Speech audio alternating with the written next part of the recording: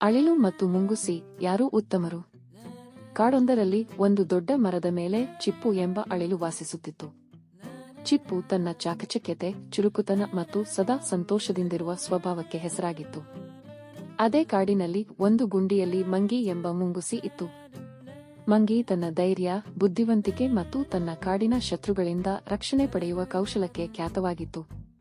ಚಿಪ್ಪು ಮತ್ತು ಮಂಗಿ ಒಬ್ಬರನ್ನೊಬ್ಬರು ಚೆನ್ನಾಗಿ ಗುರುತಿಸುತ್ತಿದ್ದರು, ಆದರೆ ಒಬ್ಬರಿಗೊಬ್ಬರು ತಾವೇ ಉತ್ತಮರು ಎಂದು ಭಾವಿಸುತ್ತಿದ್ದರು. ಇದರಿಂದಾಗಿ ಕಾಡಿನ ಜೀವಿಗಳಿಗೆ ಒಂದು ರೋಚಕ ಕಥೆಯ ಸನ್ನಿವೇಶ ಸೃಷ್ಟಿಯಾಯಿತು. ಒಂದು ದಿನ ಕಾಡಿನ ಎಲ್ಲ ಜೀವಿಗಳು ಒಟ್ಟಿಗೆ ಸೇರಿದವು. ಒಂದು ದೊಡ್ಡ ಸಭೆಯಲ್ಲಿ ಎಲ್ಲರೂ ತಮ್ಮ ತಮ್ಮ ಕೌಶಲ್ಯಗಳ ಬಗ್ಗೆ ಹೇಳಿಕೊಂಡರು. ಚಿಪ್ಪು ತನ್ನ ವೇಗದಿಂದ ಮರಗಳಿಂದ ಮರಕ್ಕೆ ಜಿಗಿಯುವ ಕಲೆಯನ್ನು ತೋರಿಸಿತು. ನಾನು ಕಾಡಿನ ಅತ್ಯಂತ ಚುರುಕಿನ ಜೀವಿ. ಯಾವ ಸಂಕಷ್ಟವಾದರೂ ನಾನು ಮರದ ಮೇಲೆ ಏರಿ ತಪ್ಪಿಸಿಕೊಳ್ಳಬಲ್ಲೆ ಎಂದು ಗರ್ವದಿಂದ ಹೇಳಿತು. ಮಂಗಿ ಇದನ್ನು ಕೇಳಿ ನಕ್ಕಿತು. ಚಿಪ್ಪು, ನೀನು ಚಾಕಚಕ್ಯವಾಗಿರಬಹುದು, ಆದರೆ ಧೈರ್ಯದಲ್ಲಿ ನಾನೇ ಮೊದಲು. ನಾನು ಹಾವುಗಳಂತಹ ಶತ್ರುಗಳನ್ನು ಎದುರಿಸಬಲ್ಲೆ. ನಿನ್ನಂತೆ ಓಡಿ ತಪ್ಪಿಸಿಕೊಳ್ಳುವ ಬದಲು ನಾನು ಎದುರಿಸಿ ಗೆಲ್ಲುತ್ತೇನೆ ಎಂದಿತು. ಈ ಚರ್ಚೆ ಕಾಡಿನ ಎಲ್ಲ ಜೀವಿಗಳಿಗೆ ಕುತೂಹಲವನ್ನುಂಟು ಮಾಡಿತು. ಯಾರು ಉತ್ತಮರು ಎಂಬ ಪ್ರಶ್ನೆ ಎಲ್ಲರ ಮನಸ್ಸಿನಲ್ಲಿ ಮೂಡಿತು. ಕೊನೆಗೆ ಕಾಡಿನ ಜಾಣ ಗೂಬೆ ಒಂದು ಯೋಜನೆಯನ್ನು ಹೇಳಿತು. ನಾವು ಒಂದು ಸ್ಪರ್ಧೆಯನ್ನು ಏರ್ಪಡಿಸೋಣ. ಚಿಪ್ಪು ಮತ್ತು ಮಂಗಿಗೆ ಕಾಡಿನ ಕೆಲವು ಸವಾಲುಗಳನ್ನು ಎದುರಿಸಲು ಅವಕಾಶ ಕೊಡೋಣ. ಯಾರು ಎಲ್ಲ ಸವಾಲುಗಳನ್ನು ಯಶಸ್ವಿಯಾಗಿ ಎದುರಿಸುತ್ತಾರೋ ಅವರೇ ಉತ್ತಮರು ಎಂದಿತು. ಎಲ್ಲರೂ ಒಪ್ಪಿದರು. ಸ್ಪರ್ಧೆಯು 3 ಹಂತಗಳನ್ನು ಒಳಗೊಂಡಿತ್ತು: ವೇಗ, ಬುದ್ಧಿವಂತಿಕೆ ಮತ್ತು ಧೈರ್ಯ. ಮೊದಲ ಸವಾಲು ವೇಗ. ಮೊದಲ ಸವಾಲು ಕಾಡಿನ ಒಂದು ದೊಡ್ಡ ಮರದಿಂದ ಇನ್ನೊಂದು ಮರಕ್ಕೆ ತ್ವರಿತವಾಗಿ ತಲುಪುವುದು. ಚಿಪ್ಪು ತನ್ನ ಚಾಕಚಕ್ಯತೆಯನ್ನು ತೋರಿಸಿತು. ಅದು ಕೊಂಬೆಯಿಂದ ಕೊಂಬೆಗೆ ಜಿಗಿಯುತ್ತಾ ಗಾಳಿಯಂತೆ ಚಲಿಸಿತು. ಕಾಡಿನ ಎಲ್ಲ ಜೀವಿಗಳು ಚಿಪ್ಪುವಿನ ವೇಗಕ್ಕೆ ಆಶ್ಚರ್ಯಗೊಂಡವು. ಆದರೆ ಮಂಗಿಗೆ ಮರಗಳ ಮೇಲೆ ಏರಲು ಸಾಧ್ಯವಿರಲಿಲ್ಲ. ಅದು ನೆಲದ ಮೇಲೆ ಓಡಿತು, ಆದರೆ ಚಿಪ್ಪಿನ ವೇಗಕ್ಕೆ ಸರಿಸಾಟಿಯಾಗಲಿಲ್ಲ. ಮೊದಲ ಸವಾಲಿನಲ್ಲಿ ಚಿಪ್ಪು ಗೆದ್ದಿತು.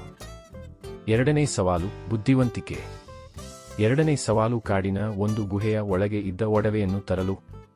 ಗುಹೆಯ ಒಳಗೆ ಹಲವು ಗೊಂದಲದ ಮಾರ್ಗಗಳಿದ್ದವು ಮತ್ತು ಒಡವೆಯನ್ನು ತಲುಪಲು ಬುದ್ಧಿವಂತಿಕೆಯಿಂದ ಯೋಚಿಸಬೇಕಿತ್ತು. ಚಿಪ್ಪು ತನ್ನ ಚಾಕಚಕ್ಯತೆಯಿಂದ ಗುಹೆಯ ಒಳಗೆ ಓಡಿತು, ಆದರೆ ಗೊಂದಲದ ಮಾರ್ಗಗಳಲ್ಲಿ ಸಿಕ್ಕಿಹಾಕಿಕೊಂಡಿತು. ಮಂಗಿಯಾದರೂ ತಾಳ್ಮೆಯಿಂದ ಗುಹೆಯ ಮಾರ್ಗಗಳನ್ನು ಗಮನಿಸಿತು. ಅದು ಗುಹೆಯ ಗೋಡೆಗಳ ಮೇಲಿನ ಗುರುತುಗಳನ್ನು ಗಮನಿಸಿ ಸರಿಯಾದ ಮಾರ್ಗವನ್ನು ಕಂಡುಹಿಡಿಯಿತು. ಮಂಗಿ ಒಡವೆಯನ್ನು ತಂದು ಎರಡನೇ ಸವಾಲಿನಲ್ಲಿ ಗೆದ್ದಿತು. ಮೂರನೇ ಸವಾಲು ಧೈರ್ಯ. ಮೂರನೇ ಸವಾಲು ಕಾಡಿನ ಒಂದು ಭಯಾನಕ ಜೀವಿಯಾದ ಕಾಡುಕೋಳಿಯಿಂದ ಕಾಡಿನ ಎಲ್ಲ ಜೀವಿಗಳನ್ನು ರಕ್ಷಿಸುವುದು. ಕಾಡುಕೋಳಿ ತನ್ನ ದೊಡ್ಡ ಕಾಲುಗಳಿಂದ ಎಲ್ಲರನ್ನೂ ಓಡಿಸುತ್ತಿತ್ತು. ಚಿಪ್ಪು ತನ್ನ ವೇಗದಿಂದ ಮರದ ಮೇಲೆ ಏರಿತು, ಆದರೆ ಕಾಡಿನ ಇತರ ಜೀವಿಗಳಿಗೆ ಸಹಾಯ ಮಾಡಲಾಗಲಿಲ್ಲ. ಮಂಗಿಯಾದರೂ ಧೈರ್ಯದಿಂದ ಕಾಡುಕೋಳಿಯನ್ನು ಎದುರಿಸಿತು. ತನ್ನ ಚಾಕಚಕ್ಯತೆ ಮತ್ತು ಬುದ್ಧಿಯಿಂದ ಅದು ಕಾಡುಕೋಳಿಯ ಗಮನವನ್ನು ಬೇರೆಡೆಗೆ ಸೆಳೆದು ಎಲ್ಲ ಜೀವಿಗಳನ್ನು ರಕ್ಷಿಸಿತು. ಮೂರನೇ ಸವಾಲಿನಲ್ಲಿ ಮಂಗಿ ಗೆದ್ದಿತು. ಫಲಿತಾಂಶ. ಗೂಬೆ ಎಲ್ಲ ಸವಾಲುಗಳ ಫಲಿತಾಂಶವನ್ನು ಘೋಷಿಸಿತು. ಚಿಪ್ಪು ವೇಗದಲ್ಲಿ ಗೆದ್ದಿತು, ಆದರೆ ಮಂಗಿ ಬುದ್ಧಿವಂತಿಕೆ ಮತ್ತು ಧೈರ್ಯದಲ್ಲಿ ಗೆದ್ದಿತು.